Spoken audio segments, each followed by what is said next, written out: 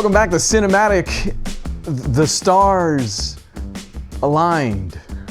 A little bit.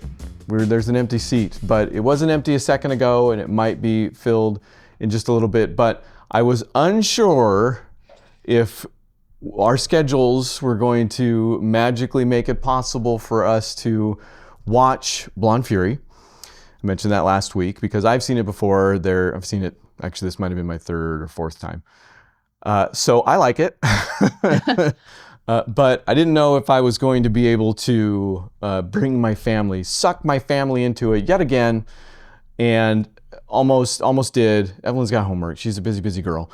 This is everything. I would do this no matter what. But Candy is also very busy. So Candy's here. Made it.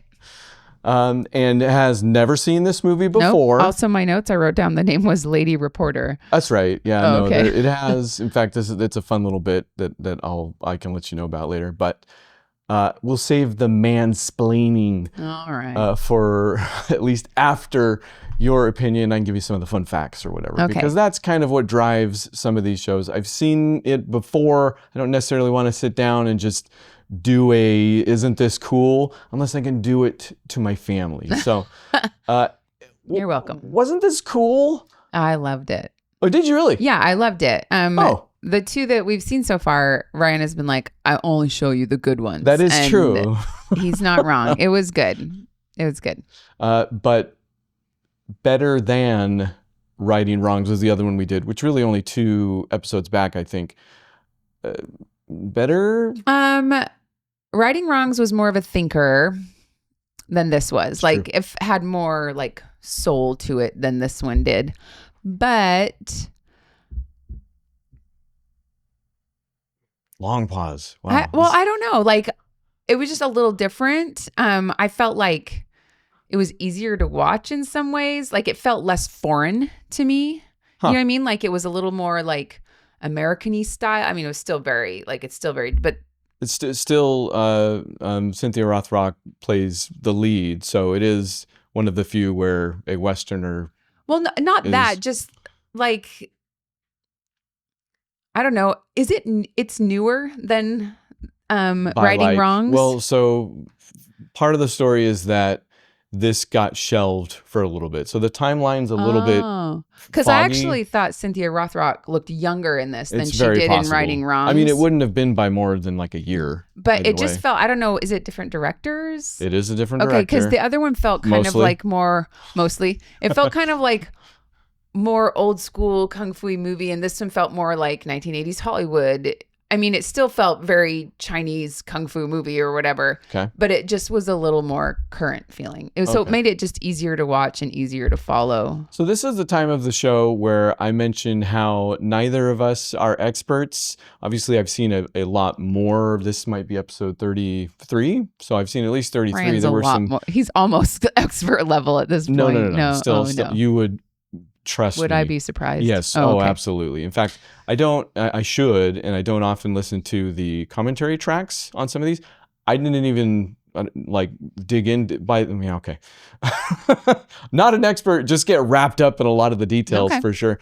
There is a brand new version of this out there, and we'll come back and talk about it. But yeah, this is a 1080 Blu-ray, looks fantastic, gorgeous. Before, your only choice was in fact, it's funny, if you go look on Amazon, there's still somebody hasn't told this dude yet. I don't know how he wouldn't know, but there's an original DVD, like 480, standard definition wow. DVD out there, still for sale for $1,000 because He thinks it's like the only copy in you the can't, world. because it is out of print and you can't get it, and it's rare. So, in fact, when I did this show the first time around on this, it was watching a bootleg copy, so it was possibly worse than even the DVD was. But I was going to say the long pause, though, for me was because I really felt like the subtitle track was a hot mess. Okay. Which is why I thought we might come back to this, because you would not believe what the other subtitle track was like. really? Yeah, I don't know if it was fan made. I don't know if it was a rip from that DVD as well. I had to get it separately. Like, I found the bootleg and then I had to go find the subs for it. Oh, dang. And then put them together myself. Yeah, because I feel like all the other Kung Fu movies I've watched with you, Yeah, there's some lost in translation moments, or they used a word, you're like, huh, like anything that does that. But this just was next level. Yeah. Next level. And yet somehow better. So So you got the premium experience. Oh man. So for Blonde I was Fury. like, I really liked it. I liked the story. I like obviously the action and all of that. Fantastic. But I was like, whoo, on the subtitle track. And to be clear, I'm not trying to lead you. I actually think I like Righting Wrongs better for the ending. I will say this about both. Like in my mind, before I press play on them while you guys are in the room, I'm like, this is nonstop. You guys are going to be, and I think Righting Wrongs is a little bit more, but this one kind of did stop from time to time. Like it wasn't like nonstop, like Righting Wrongs starts with that big old shootout and like all that stuff. This doesn't start like that. And also, in fact, I heard, so it did get shelved. Mong Hoi, that he's in the movie, the little dude. The reporter. Yes. Okay. Yeah, one of the cheap news company reporters. So Cynthia Rothrock is an undercover American FBI agent, I guess FBI probably, that is tasked with breaking open a newspaper that is also printing counterfeit bills on the side. She was supposed to like infiltrate. Yes. Yeah. So she's undercover in that. There's a rival newspaper that's run kind of on the cheap by Mong Hoi's character and his dad. And what were you saying? Anyways, that's what Mong Hoi plays. Now what was I saying? The reporter. How did we get to Mong Hoi? It got shelved. I don't know. You said he was the director. Yes, at one point, because there conflicting reports, but it might not have had enough action for somebody. So that actually brought in the director of Righting Wrongs, Yun Kuei, and Corey added Ewan, more action. and he shot a bunch more. In fact, this will answer one of your other questions. He shot most of the action scenes, especially on the latter half of the film. And it was much later. In fact, Cynthia Rothrock had been to the States, filmed another movie, China O'Brien, probably two of them, because she kind of filmed those both at the same time. And then came back and had a different hairstyle. It was longer, I was like, different color. One of the very first things I noticed, like in the first 5 minutes, I'm like, hair continuity. Who's keeping track of continuity in this film? And then it just continued to be like blatantly terrible. Yeah. And so I was like, man, I have never seen worse continuity problems. But that explains it. There was not going to be continuity. Yeah. I mean, the outfits, they got the outfits mostly right, like on continuity. Yeah. I mean, like she'd be in this sweater with straight hair, and then they round the corner and she's in this sweater again, but her hair is like frizzy. And I'm like, oh, what just happened? I don't know what just happened. To be fair, she did ask, I've talked a little bit about this show, The Art of Action, on Scott Adkins' YouTube channel. There's a Cynthia Rothrock interview. It's like episode 12. It's very good. I've watched it also probably 3 or 4 times.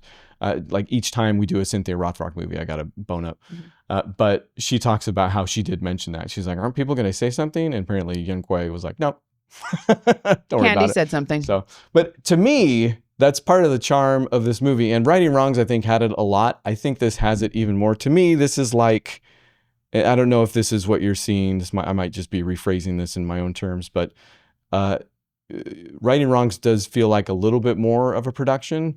This feels like the little movie that could at times, like a little lower budget maybe. Mong Hoi, in fact, gosh, I don't know if he directed anything else, honestly. This might have been his only for he did a good job. How much he did. Yeah, he did. And he did action direct and normal direct more than half of the film, which is probably why he ends up being the credited director. You kind of don't know that Corey Ewan snuck in there unless you do your homework, listen to the bits. Yeah. So okay. All right. Tell me some more of your Do you have? You must have some specific. I have some specific notes. My first one is that Lao She is her dad. Yes, he's back. And I was like, Lao She, and it's like, nice try, Lao She. Right. That's what I thought when I saw him.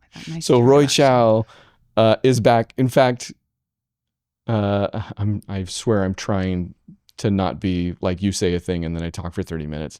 But this also in my notes, not only is Roy Chow back, Melvin Wong is back. He played the bad lieutenant he was back. And also the guy who played the little reporter's dad, he was the dad he got killed in the other movie. Oh, You're right. Yeah. I actually didn't even. Yeah. I He was played like, he played the Stink dad. Eggs. He played Corey Stink Eggs' Ewan's dad. dad. Yes. Yeah. Yeah. And oh wow, didn't even. Yeah, he was put the that guy who together. owned the little newspaper that Yes, could, like yes. the little movie that could. But also Cindy's back, of course, as Yeah. Cindy. Cynthia Rothrock's name is Cindy again. Also, Melvin Wong's name in the movie is Melvin Wong. That's by the so way, funny. it's just Superintendent Melvin Wong, like the actor's name. Yeah, there were a lot of holdovers from writing. There were, yeah. So I'm sorry. So no, I was happy about that. Okay. So, but I was happy to see. It made me think that Lachey is maybe, because I feel like, was Indiana Jones filmed after this movie I should know that. I mean, or before? he was in Temple of Doom. Yeah, right? that's the movie I'm talking about. Yeah, this Temple of Doom, which is the first And one. it was not in the 90s yet, so it would have been in the 80s. Yeah, it was probably before this because this came out.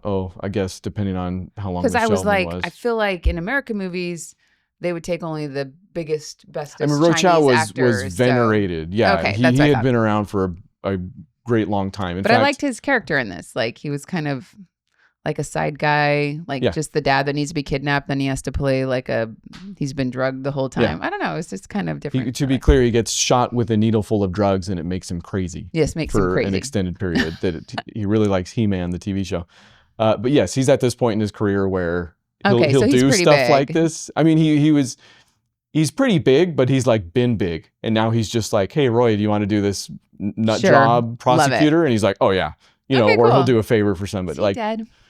I mean, I don't know, Hmm. and I don't want to say chances are.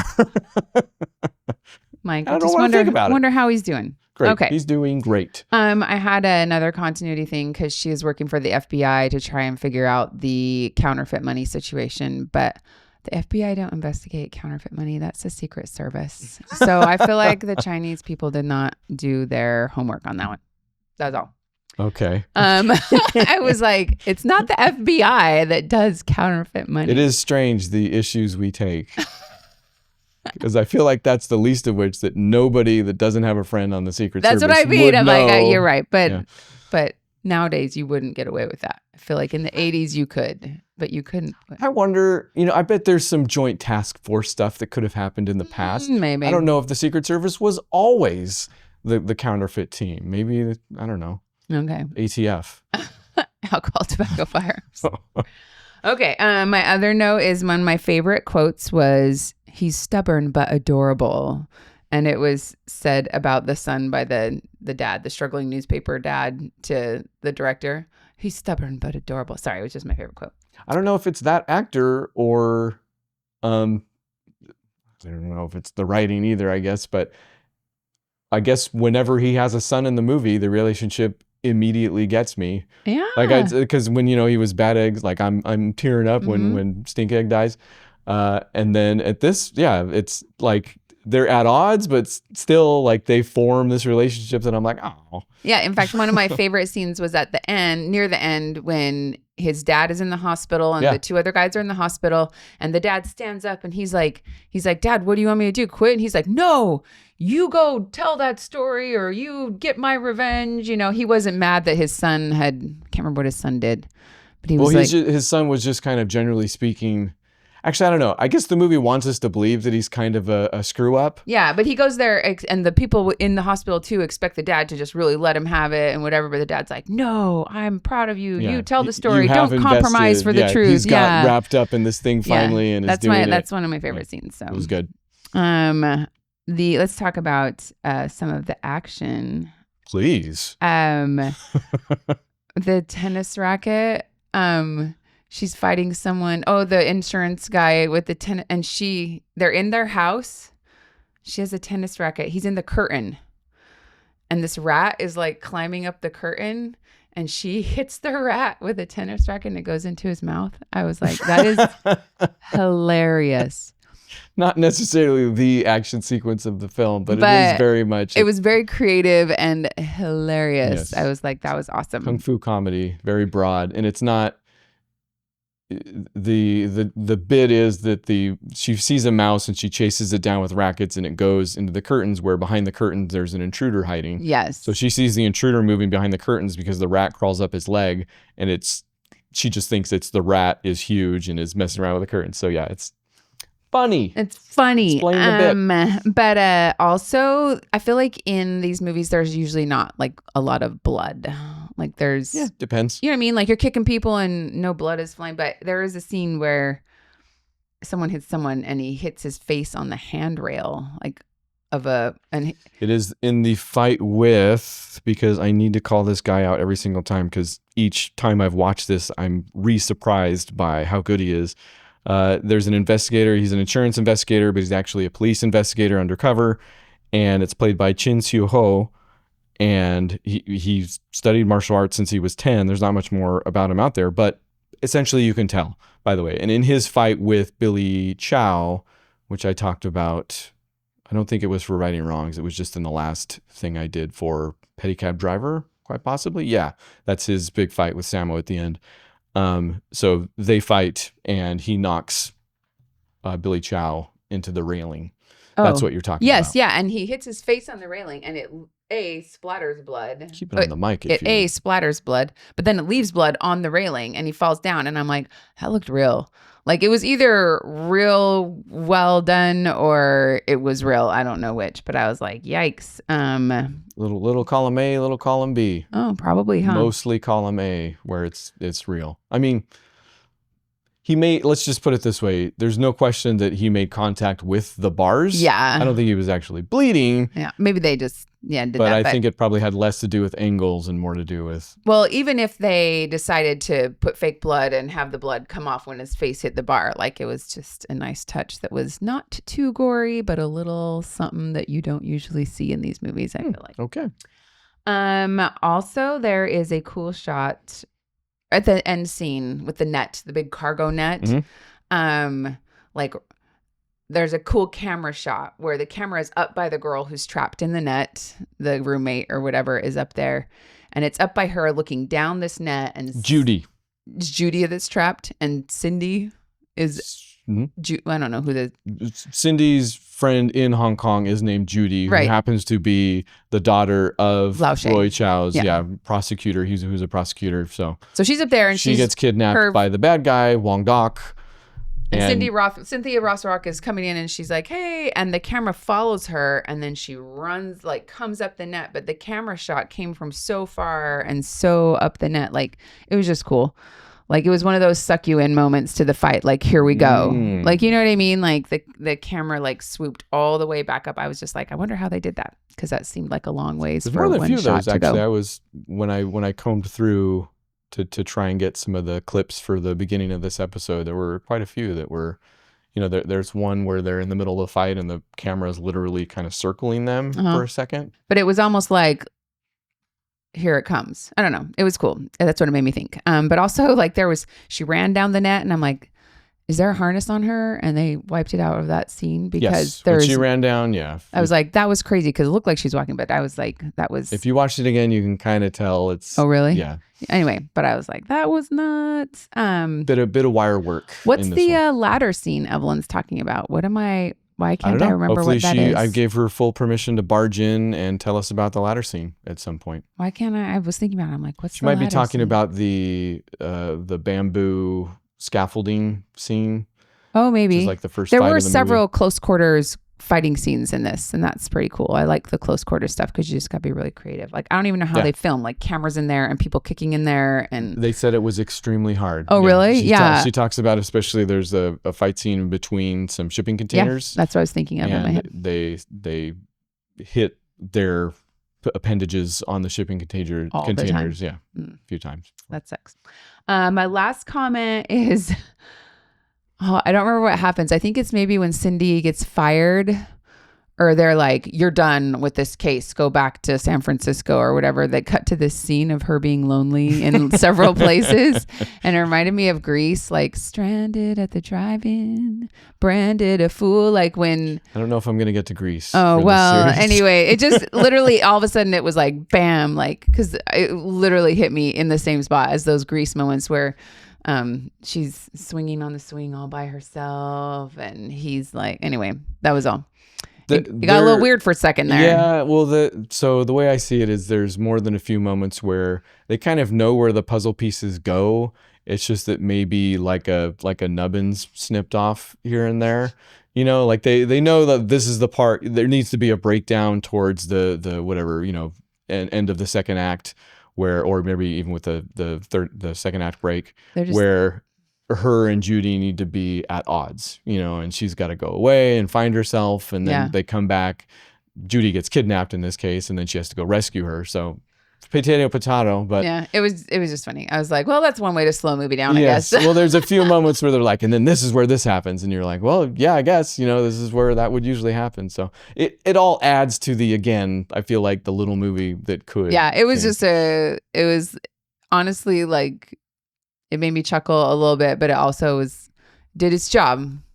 Switch directions for a minute, make him laugh before It's you a make him decent cry. Make him descriptor. cry before you make This him movie laugh. makes me chuckle a little bit, but it does its job. But it does its job.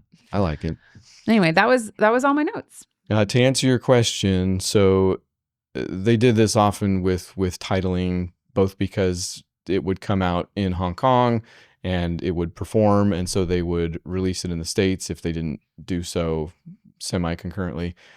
And this one, since Righting Wrongs was such a hit, they released as Righting Wrongs was also called Above the Law. So in the UK, this was Above the Law or Righting Wrongs 2. This was literally called Righting Wrongs 2. Yes, in some markets, which also Lady Reporter, also Blonde Fury. I think Blonde Fury was the actual Hong Kong title, which is why I kind of tend to stick to it. But I think it was Lady Reporter in the States. Oh, so. Blonde Fury is definitely the best one. I think so. I mean, it sounds best, but also it is the best descriptor of, because she's... I don't know, Lady Reporter. So strange that a lady would be a reporter. Very special. What else do I have here? And Cynthia Rothrock did say that every scene had a stunt in it that she thought she was going to die. Oh It's my gosh. One of my favorite quotes of hers about this film. I think I wrote another thing down. I don't know, but I love it when she fights in a dress. Yeah. In fact, she has some good bits where she usually always has like one good pose in a movie, which I think is very smart. But here she's got the bit where she like rips her dress, so she's got more short. movement, and then like ties a little midriff out of her shirt, baggy blouse. Yes, it is. Yeah, but I was like, oh, she's fighting in a dress again. Because honestly, and she had high heels on. She had a dress and high heels. Yeah, they used her heel to like hurt someone or whatever. But I was like, honestly, her out there doing all that in high heels and a dress, I'm like, put a dress on any of those dudes and high heels and they would be stuck. Like they could not. They'd be like, I can't move in this, you know, like it's in the way. I bet none of them could have done it. I'm prepared to say I don't think that movie exists, but I'm probably wrong. And if it were Jackie Chan, I would not say that, because he does do some pretty good high heel. Does he? I can't remember. Anyway, but she impressed me. Maybe. I just like her. She's good. Cynthia Rothrock's fun, right? I'm kind of sad that I only learned about her now, like these last two movies. Oh, you want to watch the rest? Of She's Cynthia got a few Rothrock. movies. She probably does. Maybe not, but I am interested in where's she at now? Like, what's she doing? How did her career go? Like, have I seen her in anything? Did she ever make it big in America? And she did something that I would know about? I won't get too far into it because I've got some more of her movies on the list that will like directly talk about how she did in America and what happened. But she did come to America.